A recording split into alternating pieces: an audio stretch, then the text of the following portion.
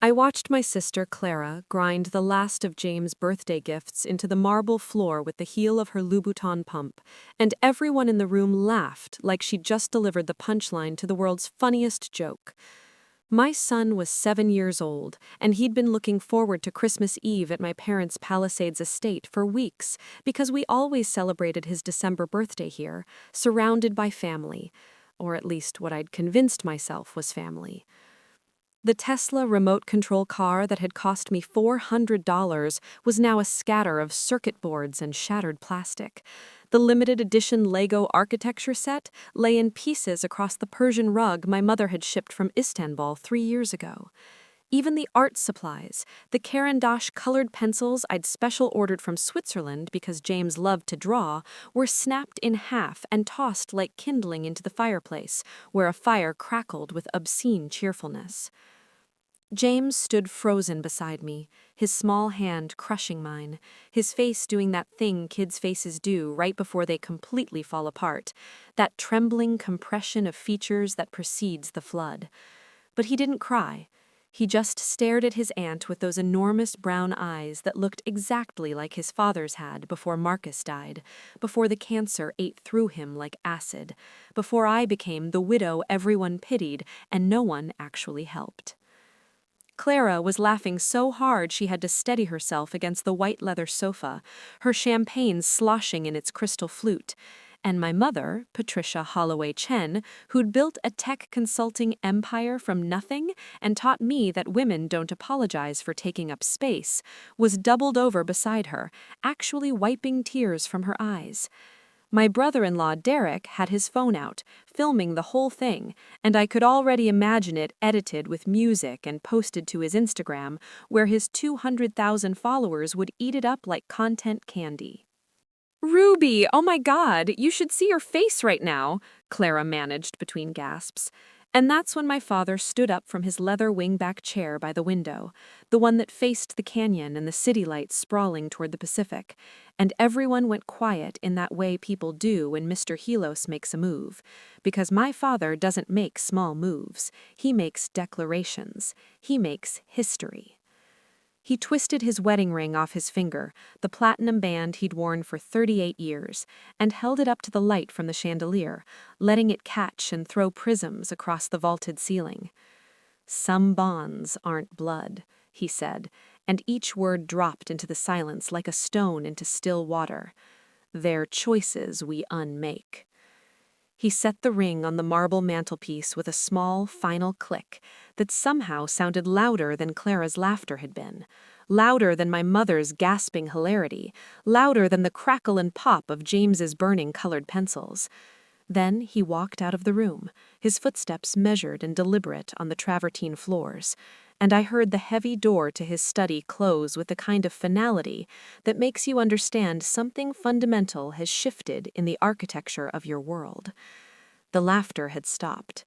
Clara was staring at the ring on the mantelpiece like it might suddenly sprout teeth and bite her. My mother had gone completely still, her champagne forgotten halfway to her lips, her expression transforming from mirth to calculation so fast I almost got whiplash watching it. Derek had lowered his phone. "What the hell was that supposed to mean?" Clara's voice had gone sharp, stripped of its earlier glee, and she was looking at me now like I might have answers, like I'd somehow orchestrated this moment, which was hilarious, because I'd spent the last 3 years since Marcus died trying to keep my head above water while managing a 7-year-old's grief and my own, and working 80-hour weeks as a civil rights attorney because someone had to pay the bills, and Marcus's life insurance had barely covered his medical debts. I'd watched my family from a distance, attended their parties and gatherings, smiled through their casual cruelties, because I needed them, because James needed grandparents and cousins and the illusion of stability, because I was so goddamn tired of being alone. "I have no idea," I said, which was true, and I picked James up even though he was getting too big for it, felt his arms wrap around my neck, his face bury itself in my shoulder. "We're leaving." "You can't just leave," my mother said, and her voice had that edge to it, that corporate boardroom authority that made junior executives piss themselves during quarterly reviews.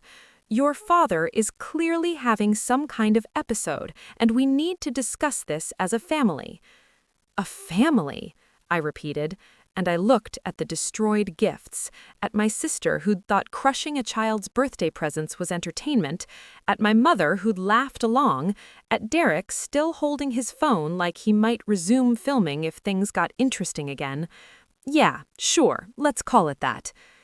I carried James through the house, past the professional photographs of the Holloway Chen family in matching white linen on various beach vacations, past the awards and commendations my parents had collected like trophies, past the enormous Christmas tree decorated by professionals in whites and silvers and golds because my mother didn't believe in color, said it was gauche.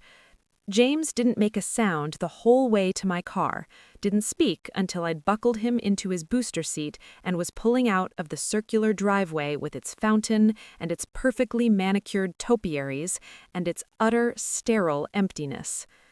"Mom," he said, his voice small and confused and hurt in ways I didn't know how to fix, "why does Aunt Clara hate me?" The question gutted me because it was so clear, so simple, so completely reasonable, and I didn't have a good answer. I wanted to say, "She doesn't hate you, baby. She's just thoughtless. She's just cruel in that casual way wealthy people are cruel when they've never had to consider consequences." But that wasn't the whole truth, and James deserved better than my usual diplomatic evasions. The truth was, I didn't know why Clara had done what she'd done, why tonight specifically, why with such vicious glee, and I didn't know what my father had meant or why he'd chosen that moment to make whatever statement he was making. "I don't know," I told him, meeting his eyes in the rearview mirror, "but we're going to find out." I drove us back to Culver City, to our modest two-bedroom rental that my parents had openly mocked when I'd moved there after selling the house Marcus and I had bought in Echo Park, the house that had been full of medical equipment and hospice nurses and the smell of death in its final months. James fell asleep almost immediately once I got him into bed, exhausted by the emotional whiplash, and I sat at my kitchen table with my laptop and a glass of wine that was definitely not expensive enough for my mother's taste, and tried to figure out what the hell had just happened. My father wasn't impulsive. Mr. Higelos was a retired federal judge, the kind of man who'd built his reputation on measured decisions and careful precedent, who taught me that every action has implications and you better understand them before you move. I pulled up my parents' financial records, or at least the ones I could access, because I was still listed as power of attorney for both of them from when they'd updated their estate planning 2 years ago, and apparently nobody had thought to revoke my access. I'd never looked before because it felt invasive and unnecessary. But my father's weird ring ceremony had flipped some switch in my brain, activated my lawyer instincts, made me start asking the kinds of questions I asked when clients came to me with stories that didn't quite add up. What I found in the first hour made my stomach drop. What I found in the second hour made me pour a second glass of wine. What I found in the third hour made me understand that my entire family was built on foundations I'd never questioned and probably should have. Clara wasn't my sister. Or rather, she was legally my sister, adopted when she was 3 and I was 5, but the adoption paperwork I found buried in scanned documents from 1989 told a story my parents had never shared. Clara's biological mother had been my father's court reporter, a woman named Michelle Torres who died in a car accident when Clara was 2, and the dates aligned in ways that made me do the math 3 times to be sure I wasn't misunderstanding. My father had adopted his own biological daughter to hide an affair, and my mother had gone along with it, had raised Clara as her own, had never once let on that she knew the truth. The secret explained so much and nothing at all. It explained why Clara had always been the favorite, why she'd gotten the trust fund and the condo in Santa Monica and the job at my mother's company despite having no qualifications, Why my parents had paid for her destination wedding and her luxury honeymoon and her monthly allowances that were probably more than I made in a year. It didn't explain why they'd let her torture me for decades, why they'd watched her cruelty and encouraged it, why they'd laughed tonight while she destroyed my son's birthday. Unless it did explain it. Unless cruelty was the point. Unless keeping me small and struggling and dependent was how they maintained their fiction, their perfect family tableau where nobody asked questions and everyone smiled for the cameras. I sat there until 3 in the morning, reading through documents and bank statements and emails I probably shouldn't have had access to, piecing together a history I'd been living inside without understanding. My father had built his entire judicial career on integrity and fairness, had sentenced people to prison for fraud and corruption, had written opinions on family law that were cited in textbooks, and he'd done it all while maintaining a lie so fundamental it had shaped 3 decades of our lives.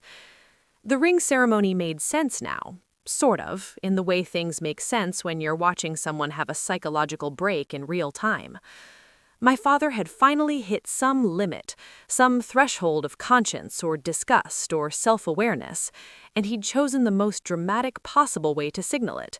Because that's what judges do. They make pronouncements, they render verdicts. But he'd left without explanation, without clarity, without giving anyone the tools to actually understand what he meant or what came next. And that was its own kind of cruelty, its own kind of manipulation.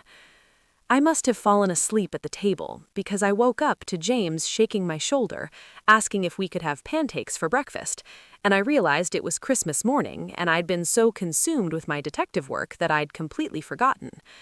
We made pancakes together in our tiny kitchen, and I let him open the backup presents I'd bought and hidden in my closet, because I'd learned years ago to always have backup plans when it came to my family. And I didn't mention what had happened the night before, even though I could see him thinking about it, working through it in that intense way kids do when adults have failed them.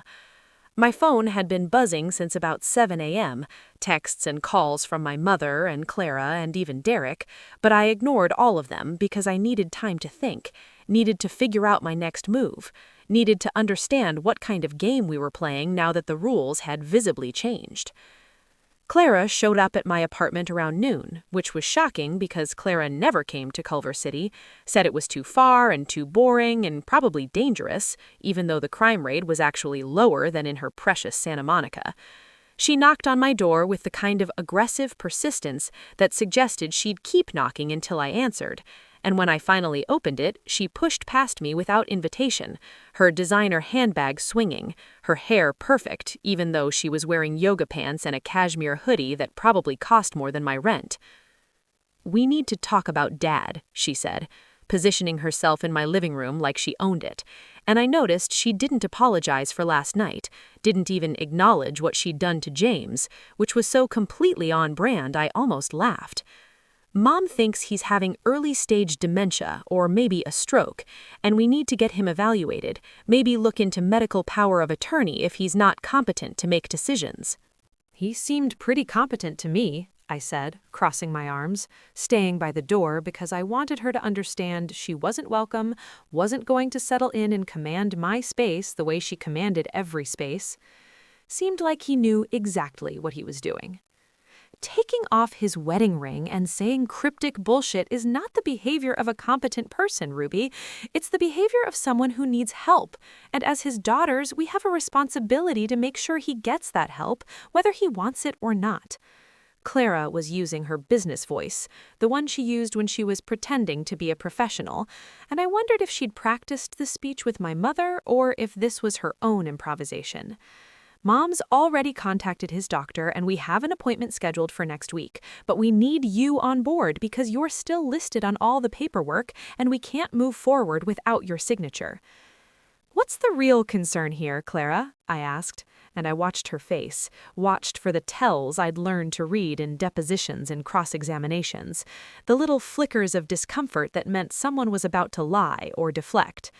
Is it that Dad might have dementia, or is it that he did something that embarrassed you and Mom and now you're trying to control the narrative? Jesus Christ, Ruby, why does everything have to be a conspiracy with you? Clara snapped. And there it was, the irritation that meant I'd hit close to something true. Not everything is some calculated manipulation. Sometimes people just need help and their family steps up to provide it. But I guess you wouldn't know much about that since you've been essentially absent from this family for years while you wallow in your grief, in your poverty, and your self-righteousness. I've been absent, I repeated slowly, tasting each word, feeling the rage build in my chest like pressure behind a dam. I've been absent because every time I show up, you treat me and my son like garbage, and everyone else thinks it's hilarious. I've been absent because being around you people makes me feel like I'm drowning, like I'm crazy, like I'm the problem when the problem is actually that you're all fucking terrible and nobody wants to admit it. Clara's face went hard and cold, her lips pressing into a thin line, and I saw her make some decision, saw her weigh options and choose the nuclear one. Mom told me about Marcus, she said, and her voice had dropped to something quiet and mean, something designed to cut. About how he was planning to leave you right before he got sick, how he'd already contacted a divorce attorney, how you basically trapped him into staying by getting pregnant with James. She said you've always been manipulative like that, always playing the victim while actually orchestrating everything to keep people dependent on you. The words hit me like a physical blow, because they were designed to, because Clara had always known exactly where to put the knife, and because somewhere underneath the obvious malice was a tiny seed of something that might have been true, or might have been a lie my mother had constructed, and I couldn't tell the difference anymore, because my memories of Marcus at the end were so tangled up with morphine and pain and exhaustion that I didn't trust my own narrative. But I also knew this tactic, knew how abusers worked, how they twisted reality and weaponized doubt, how they made you question your own experiences until you couldn't be sure of anything, except that you must somehow be the problem. "Get out of my house," I said quietly, and I opened the door wider, held it there, waited. "Get out and don't come back unless you're ready to apologize to James for what you did." "I'm not apologizing for a joke that you blew completely out of proportion," Clara said, but she was moving toward the door because she could hear in my voice that I meant it, that I was done with whatever game we'd been playing for 3 decades. "And you're going to regret not signing those medical POA documents because when Dad gets worse and he needs real help, it's going to be on you that we couldn't provide it in time." She left, and I closed the door and stood there shaking, adrenaline flooding my system, my lawyer brain kicking into overdrive because something about this whole situation was wrong in ways I was only beginning to understand. Medical power of attorney doesn't require unanimous consent unless the documents are structured strangely, and my parents' estate planning had been done by one of the most prestigious firms in Los Angeles. So why would Clara and my mother need my signature specifically unless they were lying about something, or unless the existing documents had provisions they wanted to circumvent? I went back to my laptop and started digging deeper, pulling up the actual estate planning documents I'd skimmed before, reading through them carefully this time. And what I found made me understand exactly what my father had been doing when he took off that ring. 3 months ago, my father had amended his will without telling anyone, or at least without telling my mother and Clara, and the amended version didn't split everything evenly between his daughters the way the old version had. The new version left Clara exactly $1 and a brief note that said, "You know why," and it left everything else, the entire estate worth somewhere north of $40 million between real estate and investments and my mother's company shares, to me and James in equal portions. But the amendment had a condition. It only took effect if my father died while his marriage to my mother was intact, and if he divorced her or she divorced him before his death, the entire estate would be divided differently, with the house and the investments going to me and the company shares going to a charitable foundation my father had established specifically for this purpose, cutting both my mother and Clara out almost entirely. The ring ceremony wasn't a cry for help or a symptom of dementia. It was a chess move, a legal strategy wrapped in theater, and my father had executed it in front of witnesses at a moment when Clara had revealed herself so completely that nobody could later claim he was acting irrationally. He'd unmade his marriage, or at least signaled his intention to unmake it, in 4 words that were probably precisely chosen for their legal implications, and he'd done it in a way that meant my mother and Clara couldn't easily contest it or claim he was incompetent without explaining why he might have wanted to leave my mother without a penny. I needed to talk to my father, needed to understand what he was planning and whether he needed help executing it. But when I called his cell, it went straight to voicemail. And when I called the housekeeper said he'd left early that morning with a suitcase and hadn't said where he was going. I spent the rest of Christmas Day making calls, tracking down information, using every contact I had in the legal community to piece together what my father might be doing. By evening, I'd learned that he'd checked into a hotel in downtown LA, the Waldorf Astoria, and that he'd scheduled a meeting with a divorce attorney for the day after Christmas, one of the best in the city, a woman named Rebecca Chow, who'd built her reputation on taking apart prenups and protecting women in high-asset divorces, but who apparently made exceptions for men who had compelling cases. I also learned, through a paralegal I'd worked with on a discrimination case who happened to work at my mother's firm, that my mother had called an emergency meeting with her board of directors and was trying to push through some kind of restructuring that would protect her company's shares from any divorce settlement, which suggested she knew exactly what was coming and was already playing defense. The next morning, I drove downtown, left James with my neighbor, Mrs. Chen, who'd watched him before and liked him better than her own grandkids, and showed up at the Waldorf Astoria prepared to either be turned away or have a conversation that would finally clarify what the hell was happening to my family. The front desk called up to my father's room, and after a long pause, they nodded and gave me a room number, and I took the elevator to the 15th floor, feeling like I was about to walk into a deposition where I didn't know what questions would be asked. My father opened the door in khakis and a button-down shirt, looking more relaxed than I'd seen him in years, and he smiled at me with genuine warmth, which was so disorienting given the circumstances that I almost forgot why I was there. "Ruby," he said, stepping aside to let me in. "I was hoping you'd figure it out and come talk to me. I should have known you would. You always were the smart one." "The smart one," I repeated, walking into the suite, which was ridiculous and expensive and had floor-to-ceiling windows overlooking the city. "Dad, what are you doing? Clara showed up yesterday trying to get me to sign papers declaring you incompetent, and Mom's apparently restructuring her entire company to hide assets. And I spent last night reading your amended will, which is either brilliant or insane, and I honestly can't tell which." "Both, probably," he said, and he gestured to a chair, poured me coffee from a pot that was probably room service, sat down across from me with his own cup. "I need to tell you some things, and I need you to listen without interrupting, and then I need your help with something that's probably going to blow up our family, but needs to happen anyway." I sat, I listened, and what my father told me over the next hour changed everything I thought I understood about my childhood, my family, and the careful lies people tell themselves to survive marriages that should have ended decades ago.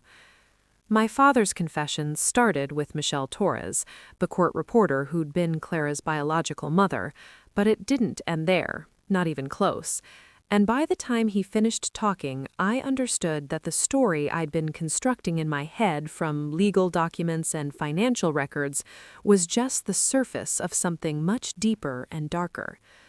Michelle hadn't been an affair, my father said, his hands steady around his coffee cup in that way judges' hands are steady when they're delivering sentences that will destroy lives.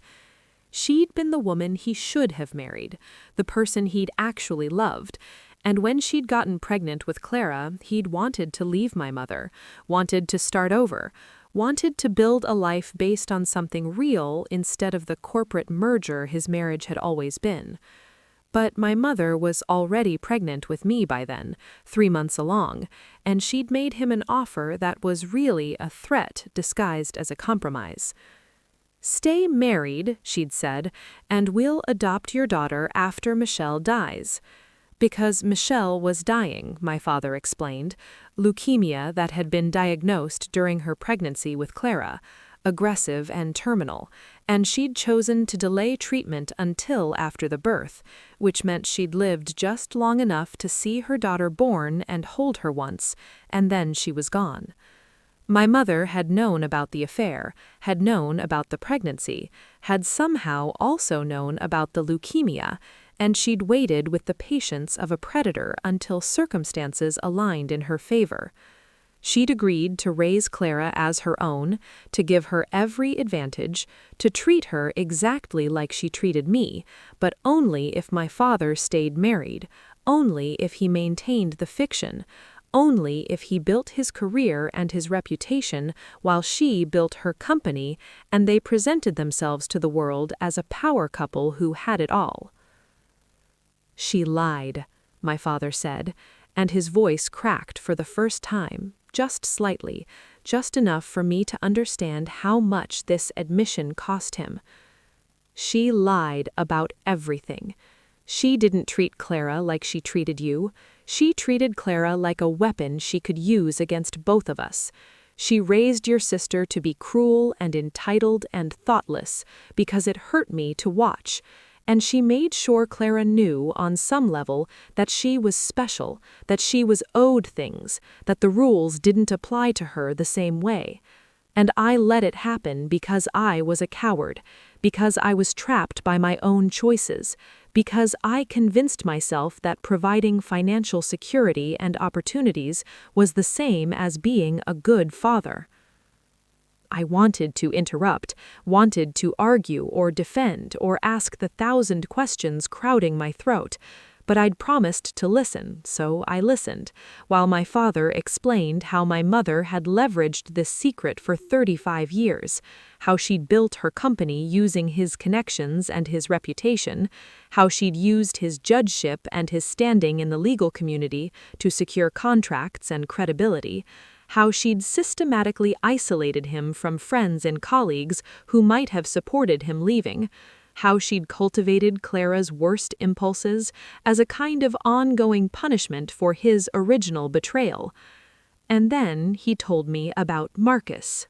"My husband hadn't been planning to leave me," my father said, and I felt tears start to burn behind my eyes because this was the lie Clara had stabbed me with yesterday, the lie my mother had apparently planted.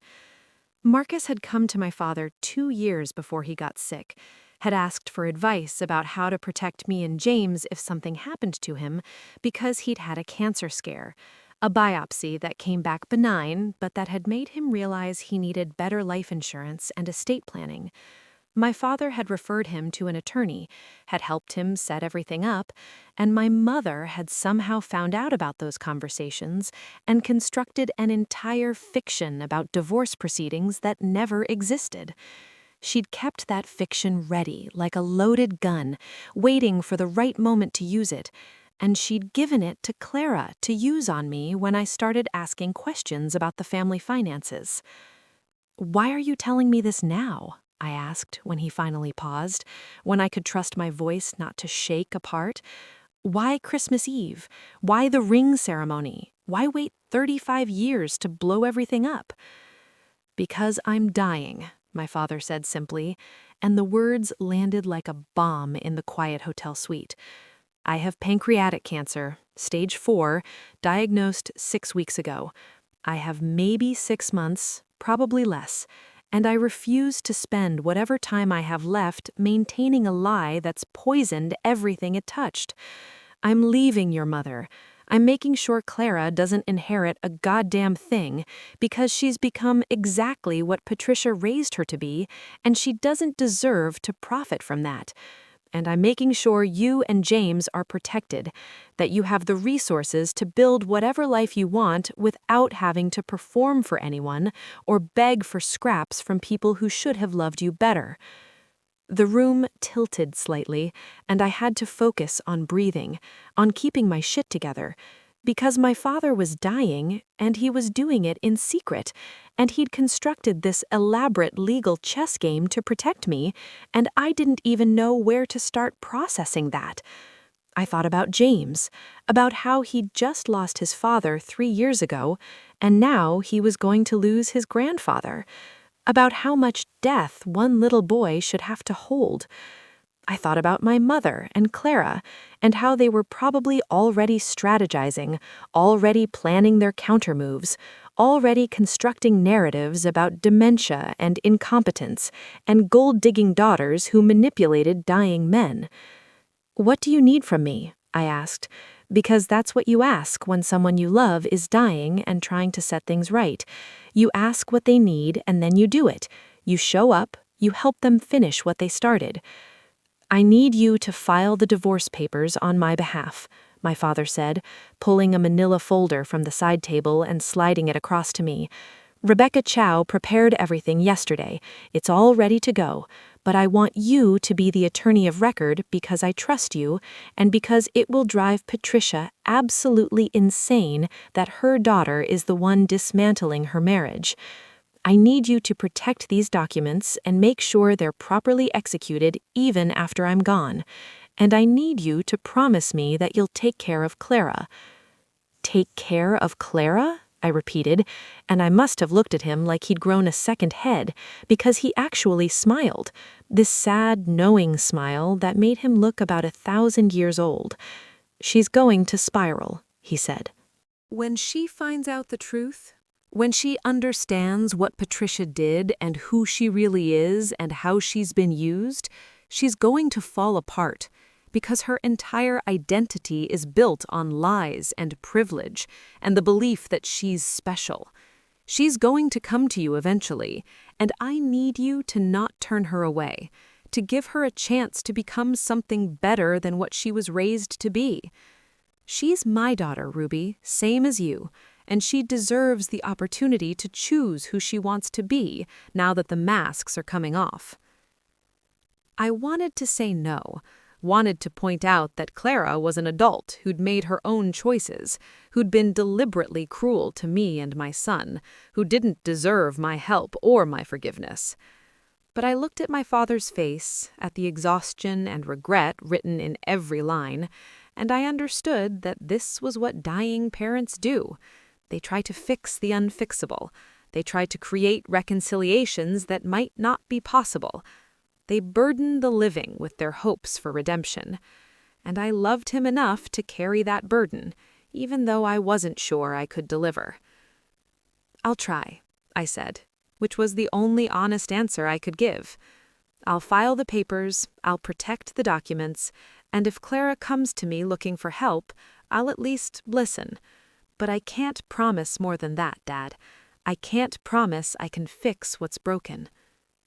"I know," he said, and he reached across and took my hand, held it the way he used to hold it when I was little and scared of thunderstorms or bad dreams. "I know I'm asking a lot. I know I should have done all of this decades ago, should have left when Michelle died, should have protected both of you better. But I'm doing it now, and I need you to know that every decision I made in that will, every dollar I'm leaving you, it's not about money. It's about making sure you have the freedom to choose your own life without having to compromise or perform or diminish yourself for anyone." We sat there for a while longer, drinking coffee that had gone cold, and my father told me about his treatment plan, which was basically no treatment plan because the cancer was too advanced, and he'd decided he'd rather have 6 months of quality time than a year of chemotherapy hell. He told me he was writing letters to James, one for each birthday until he turned 18, and he asked me to keep them safe and deliver them at the right times. He told me he'd already moved most of his personal possessions out of the house in Palisades, while my mother was at a board meeting, had left behind only the things that had been gifts from her, or things he didn't want anymore. had packed up his books and his photographs and his father's watch and everything that mattered into boxes that were now in a storage unit I could access after he died. When I finally left the hotel and drove back to Culver City, it was nearly noon, and my phone had approximately 50 texts and calls from my mother and Clara, increasingly frantic, increasingly threatening, increasingly wild with the kind of panic that happens when people who've always controlled the narrative suddenly realize they're losing control. I ignored all of them and went home and picked up James from Mrs. Chen's apartment, and we spent the afternoon at the beach, walking on the sand and collecting shells and not talking about death or family or any of the heavy things weighing on my chest.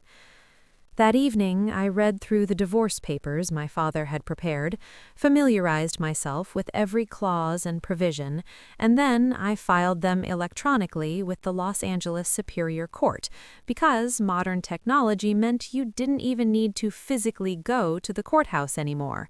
You could dismantle a 38-year marriage from your laptop at your kitchen table while your kid watched cartoons in the next room. The papers were served to my mother the next morning at her office by a professional process server my father had hired specifically because they had a reputation for being calm and professional, even when people reacted badly, which my mother apparently did, according to the server's report that got emailed to me as confirmation of service. She'd thrown her coffee mug at him, missed, and then threatened to sue everyone involved, including the court clerk who'd accepted the filing, which was rich coming from someone who'd built a career on understanding how systems worked and how to manipulate them.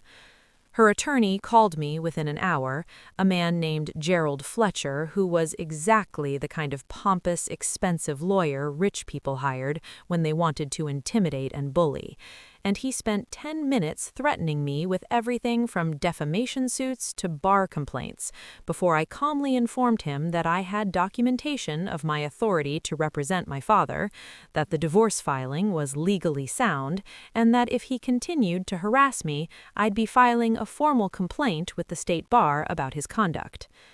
Clara showed up at my apartment again that night, and this time she didn't look polished or put together.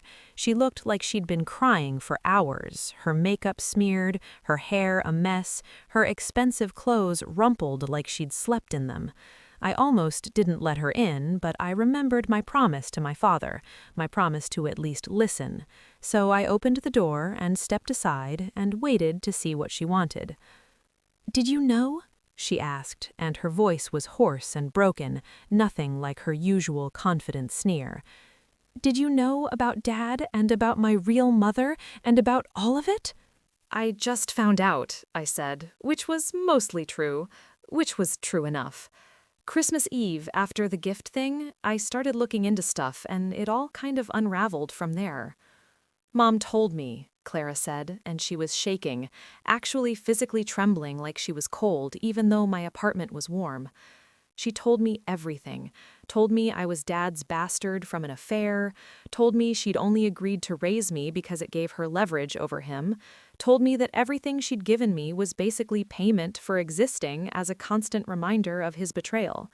She said it like it was my fault, like I'd asked to be born into this fucked up situation, like I should be grateful she didn't just put me in foster care or something. I didn't say anything because there was nothing to say that wouldn't sound like I told you so, or maybe you should have been nicer to your actual family. And anyway, Clara was clearly having some kind of breakdown, and I wasn't cruel enough to kick her while she was down, even though she'd spent years doing exactly that to me.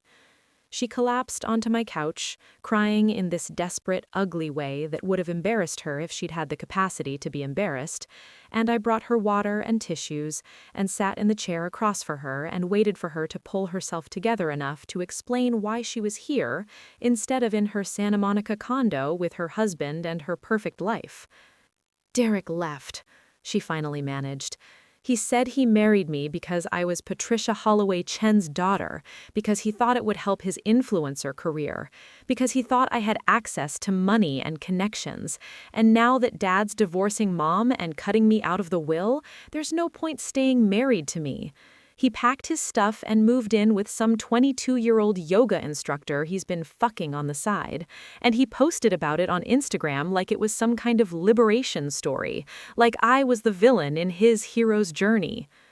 The pieces were clicking together in ways I really didn't want them to click together, because I was starting to understand exactly how much damage my mother had done, how many lives she'd poisoned with her need to control and manipulate and win at all costs. Clara had been raised to be a weapon, yes, but she'd also been raised to be hollow, to have no identity beyond what she could buy or who she was related to or what advantages she could leverage. She'd been shaped into something brittle and mean because that served my mother's purposes, and now that the infrastructure supporting her was crumbling, she was discovering She had absolutely nothing underneath. No core, no self, nothing that was actually hers. "I'm sorry," Clara whispered, and she was looking at me now with these desperate eyes, these eyes that were begging for something I wasn't sure I could give. "I'm sorry for what I did to James. I'm sorry for being such a complete bitch to you for literally our entire lives. I'm sorry for everything.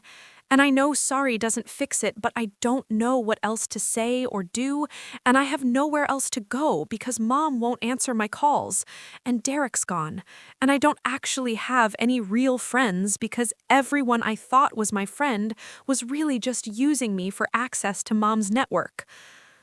I should have felt vindicated, should have felt satisfied that karma had finally caught up with Clara, that she was experiencing even a fraction of the pain and humiliation she'd dealt out so freely. But sitting there watching my sister fall apart, I just felt tired and sad and kind of sick, because this was what my mother had built. This was the wreckage of her 35-year manipulation. And nobody won, nobody came out better. Everyone just got varying degrees of destroyed. I thought about my father's request, his plea to take care of Clara, to give her a chance to become someone different. And I thought about what James would learn from watching me handle this moment, whether I'd teach him that revenge is sweet or that forgiveness is possible, or some complicated combination of both. "You can stay here tonight," I said finally, and Clara looked up at me like I'd just offered her the moon. "Tomorrow we'll figure out next steps, maybe find you a therapist, maybe help you figure out who you actually want to be without Mom pulling the strings. But Clara, I need you to understand something. This doesn't erase what you did. This doesn't mean we're suddenly best friends or that I trust you or that you're forgiven. This means I'm giving you an opportunity to do better. And what you do with that opportunity is entirely up to you." "Okay," she said, nodding frantically, grabbing onto my words like they were a life raft. "Okay, I understand. Thank you. I'll do better. I promise I'll do better." I set her up on my couch with blankets and a pillow and made sure she had everything she needed, and then I went to my room and closed the door and let myself feel the full weight of everything that had happened in the last 72 hours. My father was dying. My mother was a narcissistic manipulator who destroyed multiple lives to maintain control. My sister was a broken person who might or might not be capable of redemption. And I was suddenly responsible for all of it, for managing the fallout, for protecting James from the worst of it, for trying to salvage something meaningful from the wreckage of my family. The next few weeks were a blur of legal proceedings and family drama and quiet moments with my father at his hotel while he got weaker, and the cancer ate through him with vicious efficiency. The divorce moved forward despite my mother's attempts to delay and contest and complicate. Clara stayed on my couch and started seeing a therapist 3 times a week and slowly began the painful work of figuring out who she was underneath all the programming. My mother hired a team of attorneys to contest my father's amended will, claiming undue influence and diminished capacity, but I had documentation of every decision he'd made, every doctor's appointment that confirmed he was mentally sound, every carefully planned step of his strategy to protect what mattered to him. 3 months after Christmas, my father died in hospice, with me holding one hand and Clara holding the other. And his last words were, "Thank you for trying," which broke me in ways I'm still not completely sure I've recovered from. The funeral was a nightmare of competing narratives, with my mother's camp claiming he'd abandoned his family in his final months, and my camp, which consisted basically of me and a few of my father's old friends from the bench, telling the truth about a man who'd spent 35 years trapped in a prison of his own making and had finally found the courage to escape, even though it cost him everything. The will went through probate, and my mother contested every single provision and lost every single time because my father had been meticulous and thorough and had anticipated every argument. The $40 million estate was divided exactly as he'd specified, half to me, half to a trust for James, $1 and a note to Clara, and nothing to my mother except the divorce settlement, which gave her the company shares she'd built, but stripped away everything else. Clara didn't contest her exclusion from the will, which surprised everyone except me, because I think by that point she'd started to understand that money had been part of her problem, that having everything handed to her had prevented her from ever developing into a person who could actually stand on her own. About 6 months after my father died, Clara moved out of my apartment and into a modest studio in Mar Vista, got a job as a paralegal at a nonprofit law firm that did tenant rights work, started building a life that was actually hers instead of something constructed by my mother's expectations and my father's guilt. She apologized to James formally, sat down with him, and explained in age-appropriate terms that she'd been hurt and confused and had taken it out on him, which wasn't fair or okay, and she asked what she could do to make it better. James, who had his father's enormous capacity for forgiveness, said she could come to his next birthday party and not break his presence, which made Clara cry and me cry and probably would have made my father cry if he'd been there to witness it. My mother and I didn't speak for almost a year after the funeral, and when she finally reached out, it was through her attorney requesting a meeting to discuss family matters, which I interpreted correctly as meaning she wanted to try one more time to manipulate me into giving her access to the estate, or the trust, or something she thought she was owed. I agreed to meet her at a neutral location, a coffee shop in downtown LA, and I brought my own attorney and a recording device because I'd learned from my father that you document everything when dealing with people who treat truth as a negotiable commodity. Patricia Holloway Chen looked older than I'd ever seen her, the stress and rage of the last year etched into her face in ways that made her look brittle and diminished, nothing like the powerful tech executive who'd commanded boardrooms and built empires.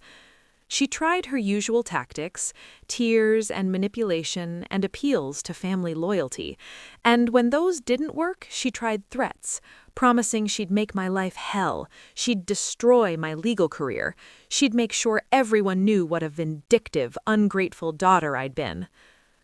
I let her talk herself out, let her burn through her entire arsenal of weapons that had worked for decades, and then I calmly explained that I had no interest in her money or her company or her approval, that I was perfectly content with the life I'd built and the choices I'd made, and that she was welcome to spend whatever time she had left being bitter about it, or she could choose to do something different, but either way, it wasn't my problem anymore. "Your father ruined everything," she said finally, her voice cold and flat and empty of anything except rage. "He could have just stayed, just played the game, just maintained the image, and we'd all be fine. But he had to be dramatic, had to blow everything up, had to make himself the martyr and me the villain, when all I did was protect this family and give both of you everything you could possibly need." "You didn't protect us," I said, and I felt surprisingly calm, surprisingly clear, like I'd been waiting my whole life to say these words, and now that I was saying them, they just felt true and necessary. "You controlled us. You manipulated us.